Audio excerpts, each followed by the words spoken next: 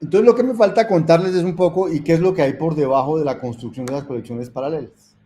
O sea, si ustedes quisieran construir su propia colección paralela, ¿podrían hacerlo? Sí, haciendo uso de las primitivas que yo les voy a contar. Entonces, hay unas primitivas para hacer paralelismo de datos que se llaman los divisores y los combinadores, y eso es lo que quiero contarles de qué consiste. Pero realmente, ni en el proyecto, ni en el taller que están haciendo, ni en nada de este curso lo vamos a usar. Es solamente para contarles que eso existe y, que eso, y cómo funciona. Pero nada de eso va a ser evaluado en la práctica. ¿Sí? De pronto aparezca alguna pregunta en el examen, pero en la práctica no vamos a tener que saber usar ni los divisores, ni los combinadores, ni esas cosas. Solamente es para contarles en qué consiste. Es como información que vale la pena saber, pero que no vamos a alcanzar a evaluar aquí. Entonces, las colecciones secuenciales en escala, como vieron, las colecciones secuenciales heredan de una cosa que se llama iteradores, iterators.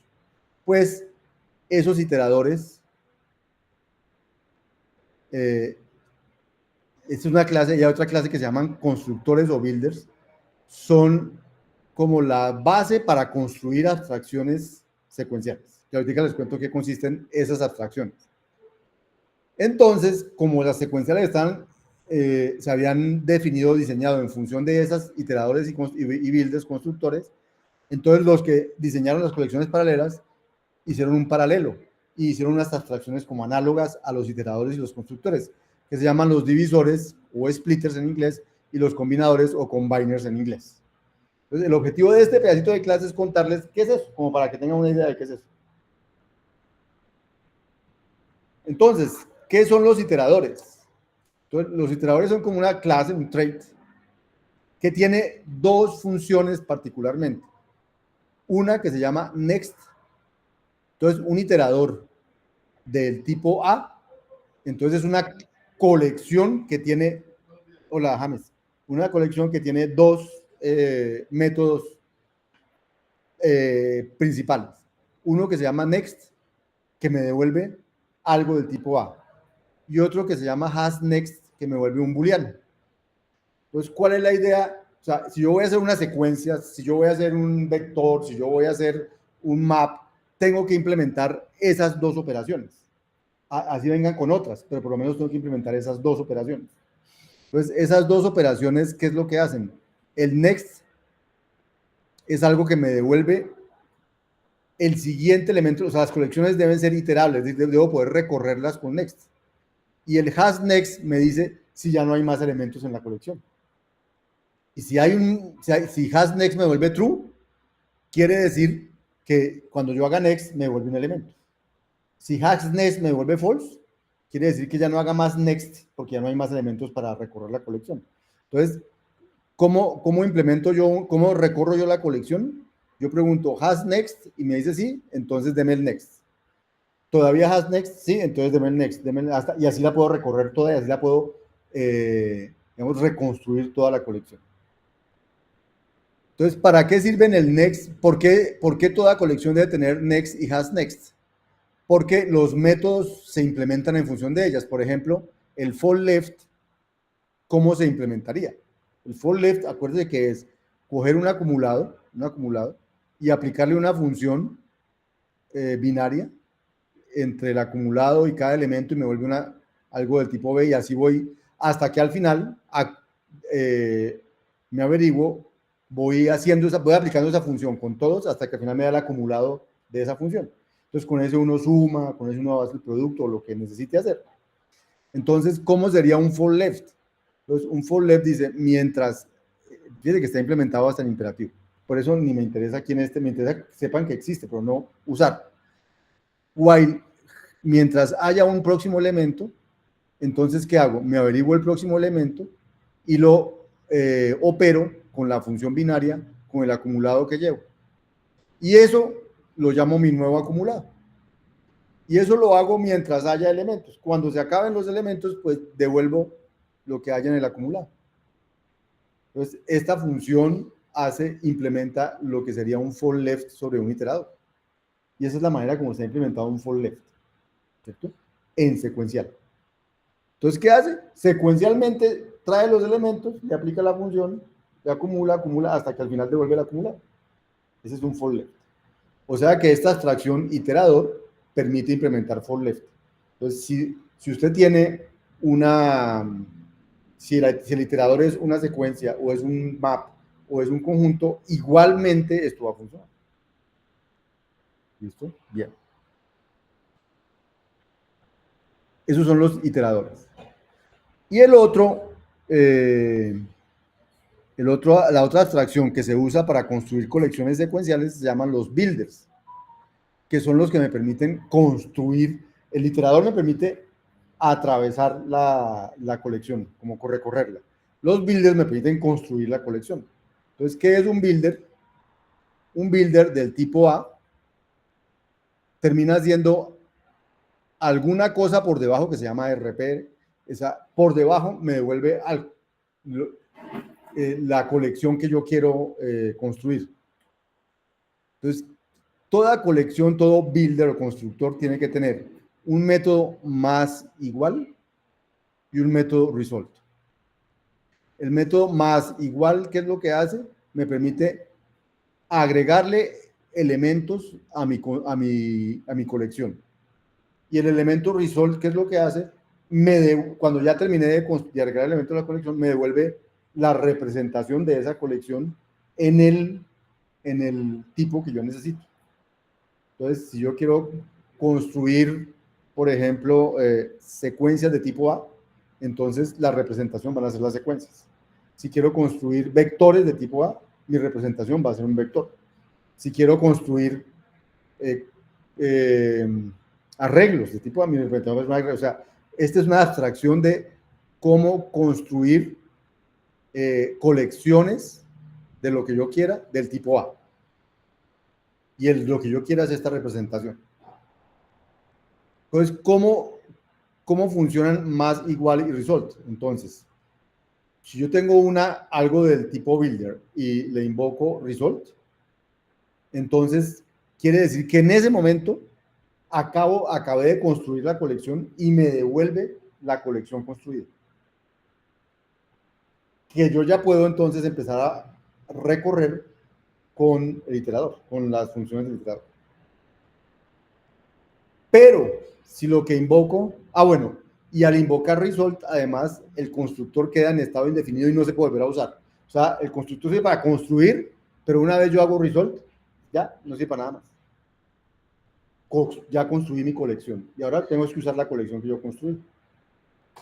Bien, y el más igual, cada que yo lo invoco, más igual con un elemento, lo que hace es añadirme un nuevo elemento a mi colección.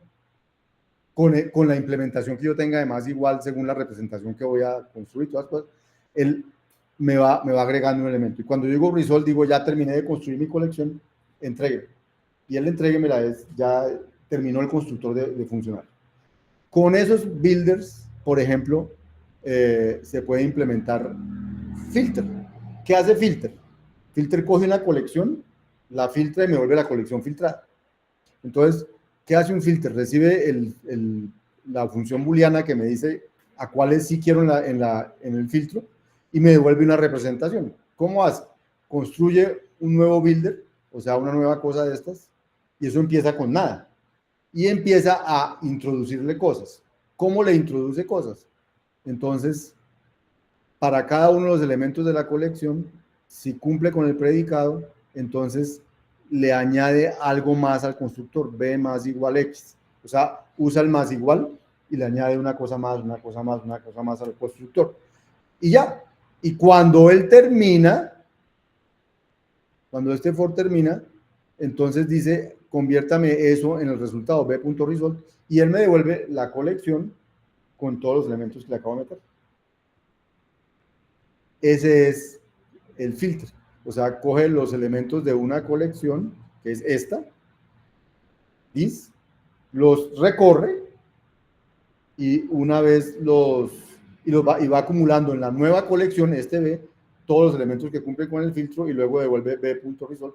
O sea, filtró, devolvió una nueva colección. Para eso sirven los iteradores y los constructores, para construir colecciones secuenciales. Cuando uno se pasa al mundo paralelo, entonces aparecen unas abstracciones análogas a las que había para los secuenciales, que son los divisores o splitters y los combinadores. Entonces, ¿para qué sirven los divisores? Fíjense que el iterador servía para dada una colección recorrer. El splitter sirve para dada una colección partirla en pedacitos. Porque cuando uno piensa en armar algo, acuérdense de qué depende poder paralelizar algo. En datos. Coge la colección, la parte en pedazos, le aplica lo que quiere hacer a cada pedacito y luego los combina. Entonces, el splitter es la abstracción que me permite coger una colección y partirla en pedazos. Y el combiner es la que me va a permitir coger pedazos y unirlos en uno solo. Entonces, ¿cómo paralelizo yo algo? Cojo la colección, la parto, la hago split, entonces queda abierta. Le aplico lo que tengo que hacer a cada uno y luego con esos resultados los combino y entonces me da el resultado final. Y cada que yo los parto para que eso se haga, si hay varios procesadores, eso se hace en paralelo. O sea, esta abstracción permite aprovechar el paralelismo de la máquina. Si la máquina no tiene sino un solo procesador, entonces esta abstracción finalmente va a terminar ejecutando esas cosas como en secuencial, porque no va a poder hacer nada en paralelo. Al final funciona, pero no va a sacar jugo o sea, no va a ganar nada porque no hay paralelismo en la máquina. Entonces, ¿qué tiene un splitter? Un splitter tiene una función, un método de split, que dado... ¿alguien me preguntó algo? ¿O alguien me hizo un comentario? ¿Alguien levantó la mano? ¿Quién levantó la mano? No veo quién levantó la mano. Bueno, no, oí un ruidito, pero no. Volví a oír un ruidito.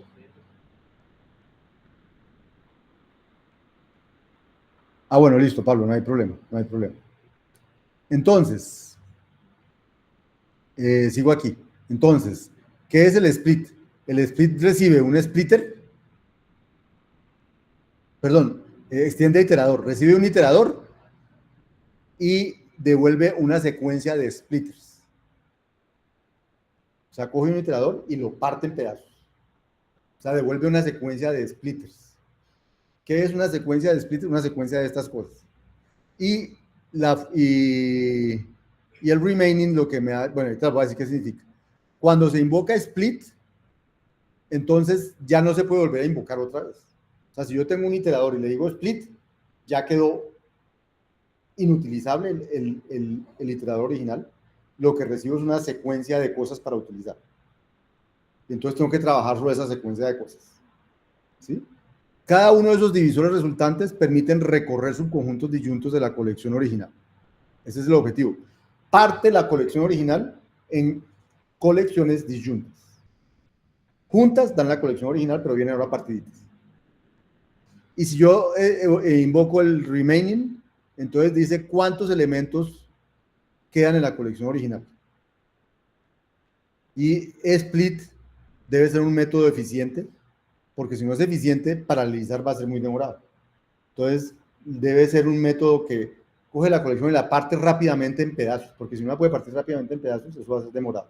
Por eso, aunque las listas tengan ese método y todas las cosas, uno no ve ganancia, porque esos métodos no son eficientes con listas, pero sí son eficientes con vectores, que tienen acceso directo y cosas de ese estilo, o con otras estructuras que tienen acceso directo. Entonces, ¿para qué serviría tener un splitter?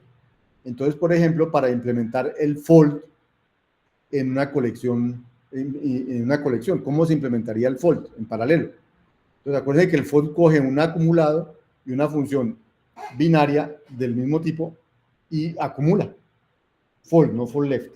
Fold left es más genérico que fold. Fold es con el mismo tipo. Entonces, él pregunta, si mi colección, lo que le queda a la colección es menor del umbral, entonces haga el fold left secuencial.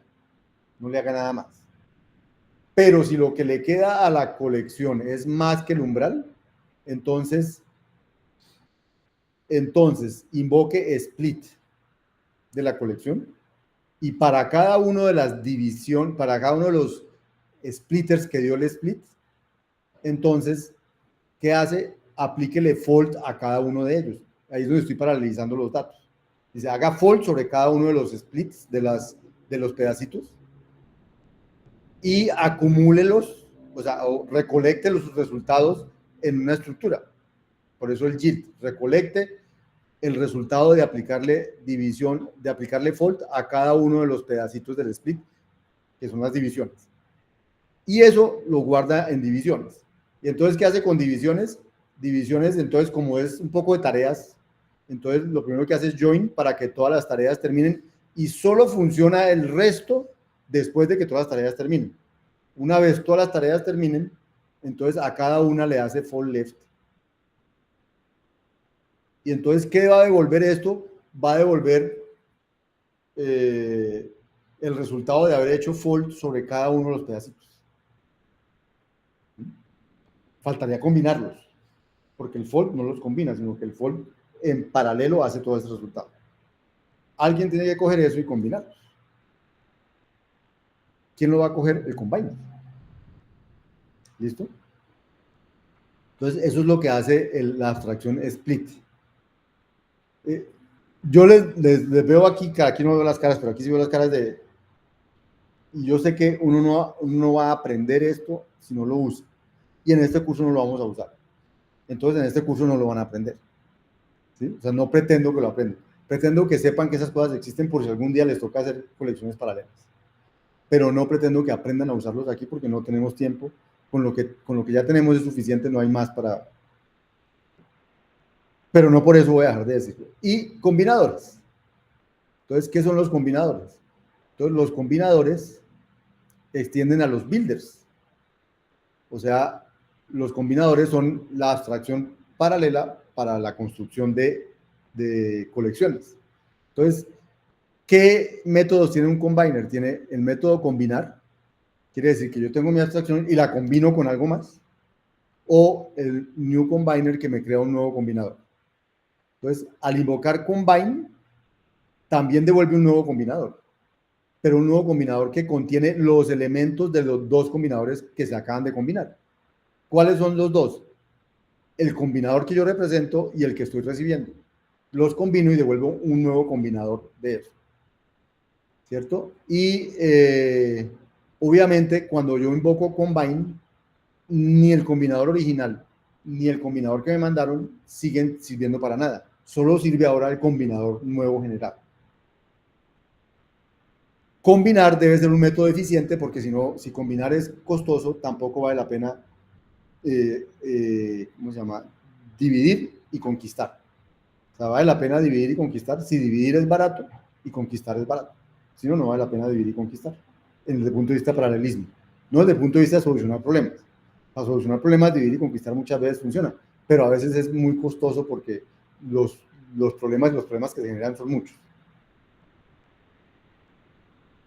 Como ejercicio para asimilar lo que hemos dicho,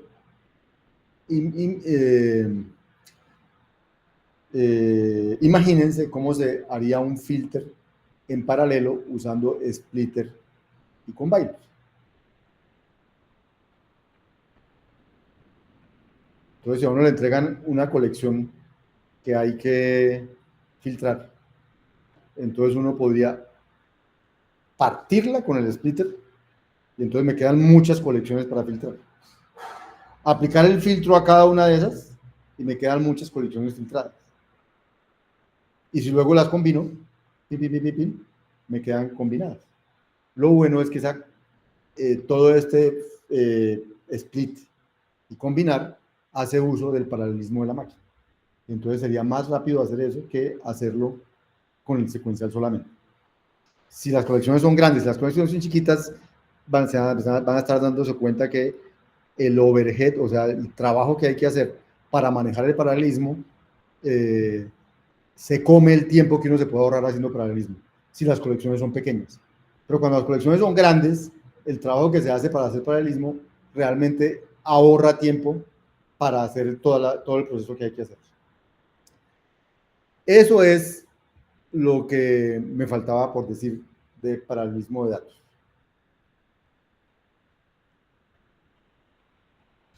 No sé si tienen alguna pregunta que no sea, usemos eso porque no vamos a tener tiempo de aprender a usar.